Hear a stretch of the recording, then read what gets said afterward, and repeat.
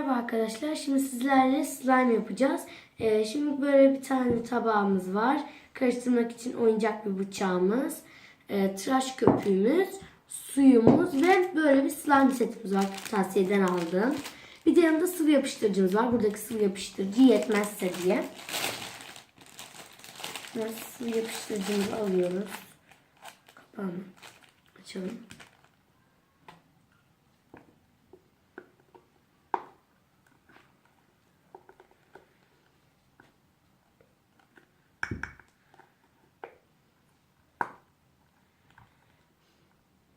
Evet, içindekileri döktük. Şöyle kenara alalım. Şimdi bunu biraz karıştıralım. Bunun kıvamı güzel ama ben yine de biraz su koymak istiyorum. O yüzden biraz su koyacağız.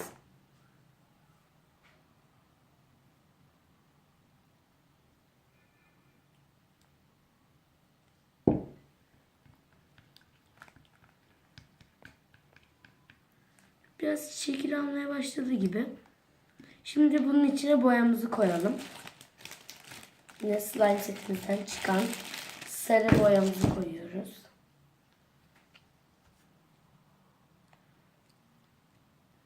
Bunun ucunu açmamız lazım ama önce.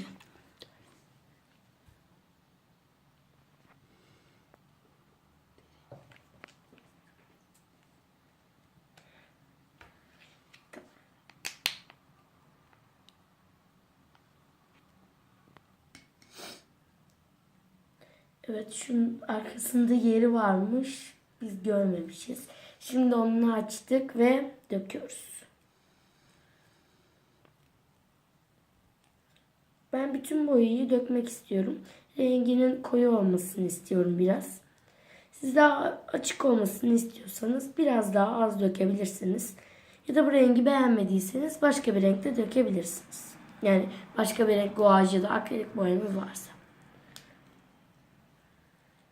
Şöyle hepsini dökelim. Evet. Oldu gibi biraz. Şimdi bunu karıştırıyoruz. Arkadaşlar böyle bir şey oldu.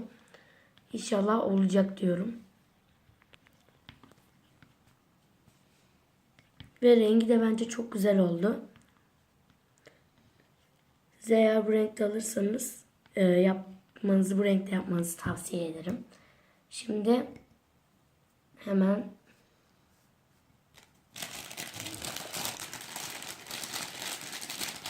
şu suyla boraksın karışımını koyuyoruz.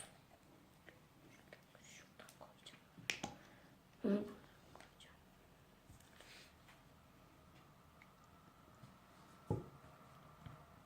Ve döktüğümüz zaman zaten biraz böyle katılaştı.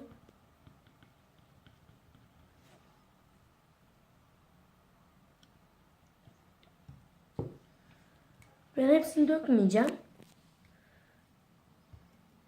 Çünkü hepsini dökersem biraz fazla gelebilir.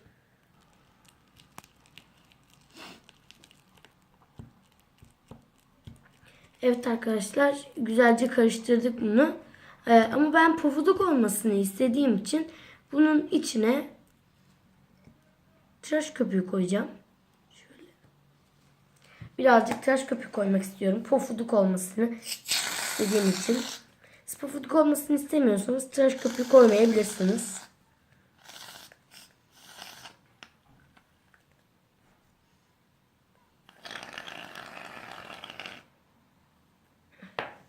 Tamamdır. Şöyle biraz karıştıralım şimdi biz.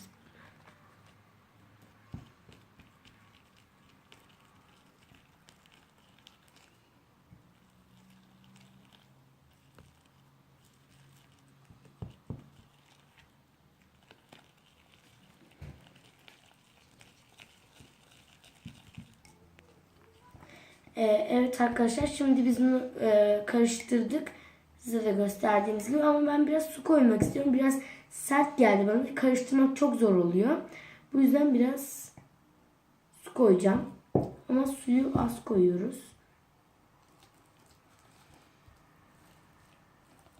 Evet, bakın böyle gördüğünüz gibi böyle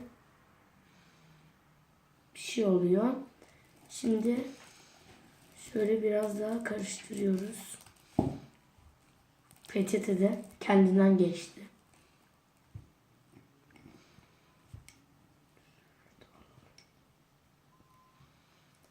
Şöyle. Biraz da borakslı suyumuzdan koymamız lazım. 1-2 damla bir.